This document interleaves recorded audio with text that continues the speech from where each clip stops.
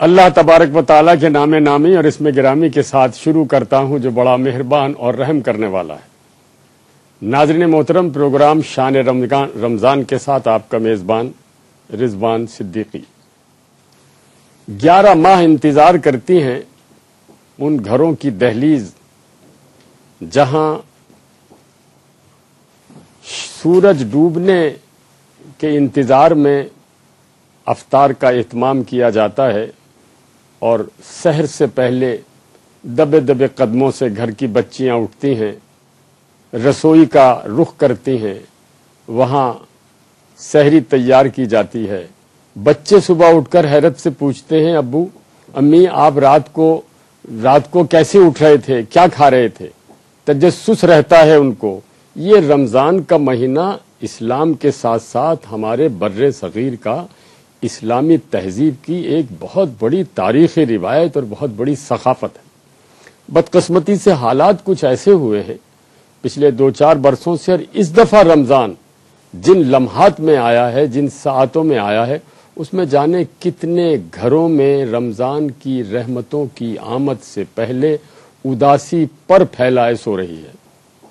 اور یہ ممکن نہیں کہ ایک پڑوسی دکھ میں ہو اور دوسرا پڑوسی اس کا خیال نہ کرے، تو کہنے کو ماہ رواں میں یا پچھلے مہینے میں 350 آدمیوں کے گھر اجڑے، لیکن ان کے ساتھ رہنے والے 3.5 لاکھ اور 1.25 کروڑ لوگ جو ہیں، 2.25 لاکھ لوگ جو ہیں، وہ اس کو فراموش نہیں کر سکتے۔ تو یہ رمضان بہت مشکلات کا مہینہ ہم نے بنا دیا ہے۔ ضرورت اس امر کی ہے کہ ان رحمتوں کے مہینے میں، ان فضیلتوں کی لمحات میں ہم اپنی صفوں میں کچھ ایسی محبت کے چراغ جلائیں، کچھ ایسی کیفیت پیدا کریں، کچھ دلوں میں اتنی وسعتیں، اتنی گنجائشیں پیدا کریں، یہ تمیز علاقائی اور صوبائیت یہ مٹائیں اور باہم متحد ہو کر ایک پاکستانی، ایک مسلمان بن جائیں، تاکہ میرا رب جس کے فرشتے ہم وقت آواز لگاتے آتے جا رہے ہیں کہ ہے کوئی اللہ کی بخشش طلب کرنے والا، ہے کوئی اللہ کی رحمت قبول کرنے والا، تو ہم بھی ان نیک بندوں میں شامل ہو جائیں۔ پروگرام کا آغاز کرتے ہیں۔ میری خوش نصیبی کہ آج میرے پروگرام میں بہت مشہور شہر کی 2 معتبر شخصیات، ایک ہمارے مہمان تشریف لائے ہیں اسلام آباد سے، ڈاکٹر طارق شریف سادہ۔ بہت سی خوبیاں ہیں، 40-42 ملک گئے ہیں، BBC لندن سے وابستہ رہے ہیں، سینئر صحافی ہیں، تجزیہ نگار ہیں، بنیادی طور پر اسلام اور خانقاہی ذہن کے مالک ہیں۔ ان کے ساتھ تشریف رکھتے ہیں جناب آغا گوہر علی، بہت خوبصورت نعت خواں ہیں، حکومت نے ان کی اعلیٰ خدمات پر صدارتی ایوارڈ بھی دیا ہے۔ تو ناظرین محترم، پروگرام کا آغاز ہم کریں گے سرکار دو عالم صلی اللہ علیہ وآلہ وسلم کی بارگاہ میں نعت پیش کرنے سے پہلے اللہ رب العزت کی بارگاہ میں حمد کا نظرانہ۔ تو آغا گوہر علی، آپ سے میری درخواست ہے کہ اللہ رب العزت کی بارگاہ میں ہمیں چند شعر حمد کے سنا دیں۔ سجدے کروں تیرے لیے، چشم ہو تر تیرے لیے، سجدے کروں تیرے لیے، چشم ہو تر تیرے لیے، تیری ثنا کرتا رہوں، تیری ثنا کرتا رہوں، دل میں ہو گھر تیرے لیے، سجدے کروں تیرے لیے، چشم ہو تر تیرے لیے، تو نے ہمیں رتبہ دیا، سب خلق میں اعلیٰ کیا، تو نے ہمیں رتبہ دیا، سب خلق میں اعلیٰ کیا، بندے کریں بندگی ہم کیوں نہ کریں شام و سحر تیرے لیے بندگی ہم کیوں نہ کریں شام و سحر تیرے لیے۔ گوہر علی، میں آپ کا شکریہ یوں بھی ادا کرنا چاہتا ہوں کہ آپ ہماری درخواست پر اس پروگرام شروع ہونے سے کوئی 30-25 منٹ پہلے براہ راست حیدرآباد سے پہنچے۔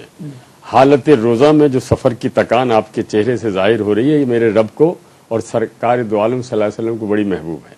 ڈاکٹر طارق شریف زادہ صاحب، اتنی ڈھیر خوبیاں ہیں کہ بات کرنے میں الجھن ہوتی کہ کہاں سے شروع کریں۔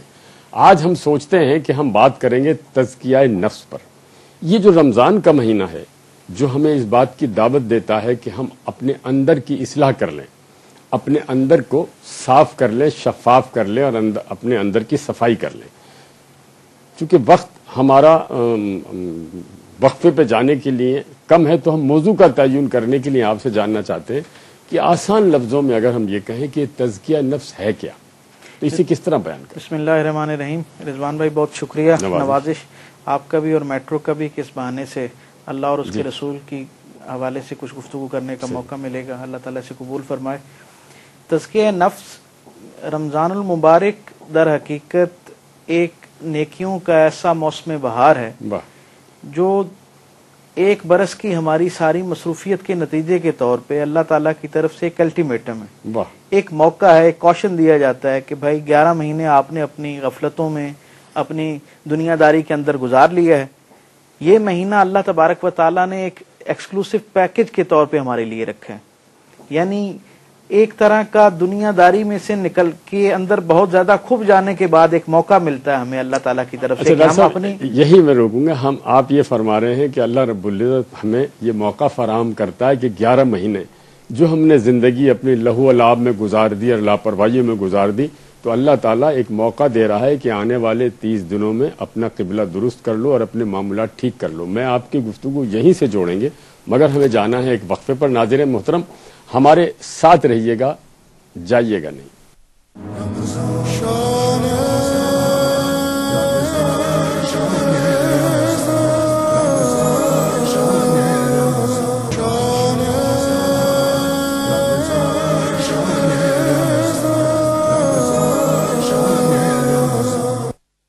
آمد پر ایک بار پھر آپ کا شکریہ۔ ہم گفتگو کر رہے تھے ڈاکٹر طارق شریف زادہ سے اور پوچھ رہے تھے کہ رمضان میں تزکیہ نفس کی کیا افادیت اور اہمیت ہے، تو ڈاکٹر صاحب آپ سے وہیں سے گفتگو جوڑ رہے ہیں جہاں سے ہم نے ختم کی۔ جی بسم اللہ الرحمن الرحیم۔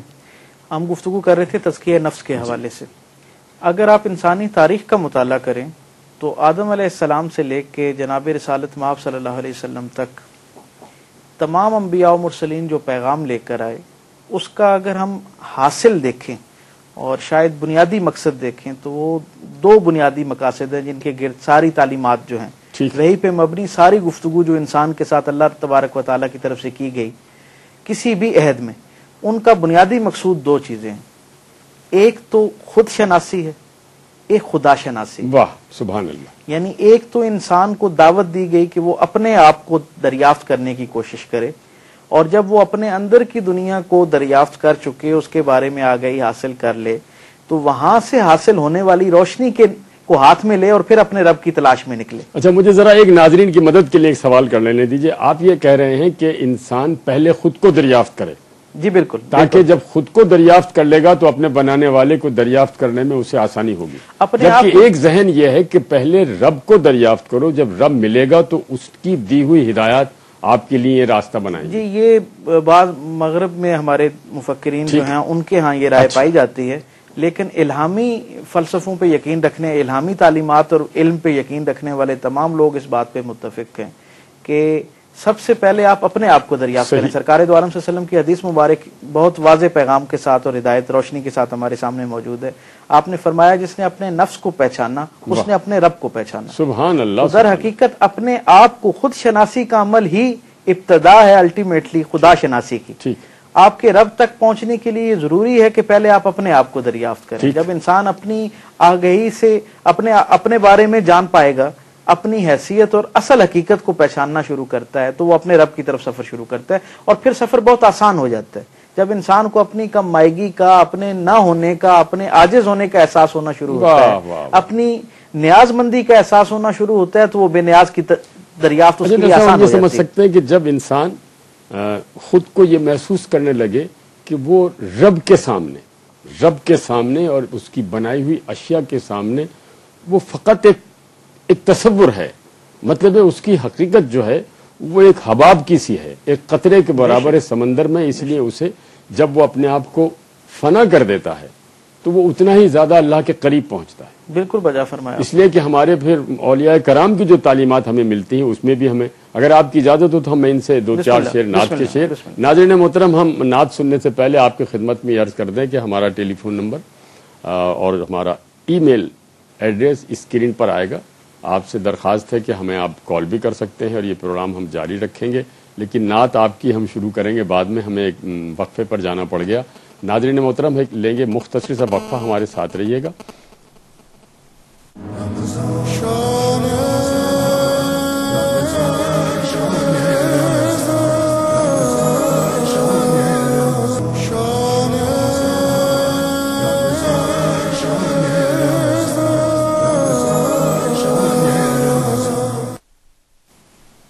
ناظرین محترم، پروگرام شان رمضان میں ایک بار پھر آپ کو میں خیر مقدم کرتا ہوں. ہم نے ابھی گفتگو کی ڈاکٹر طارق شریف زادہ صاحب سے، اور ہم نعت سننا چاہتے ہیں آغا گوہر علی سے، جو ماشاءاللہ ہمارے ملک کی بہت ہی مقبول آواز ہے اور بہت خوبصورت نعت پڑھتے ہیں.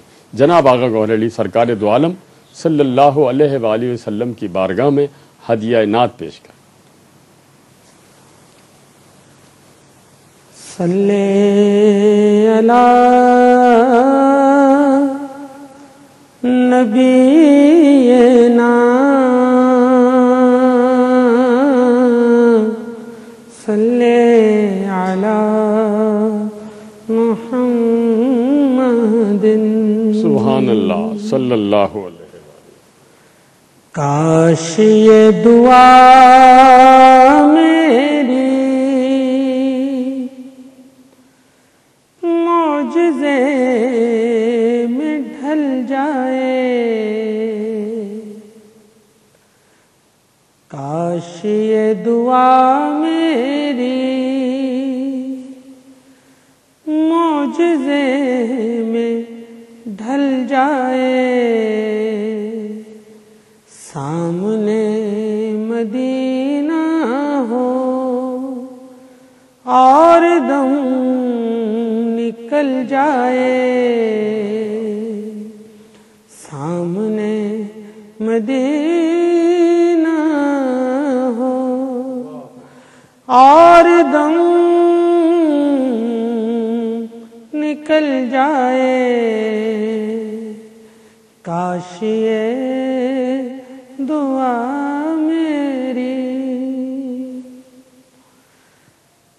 ہم گناہگاروں پر آپ جو کرم کر دیں، ہم گناہگاروں پر آپ جو کرم کر دیں، آپ جو کرم کر دیں. ہم گناہگاروں کی زندگی سنبھل جائے، سامنے مدینہ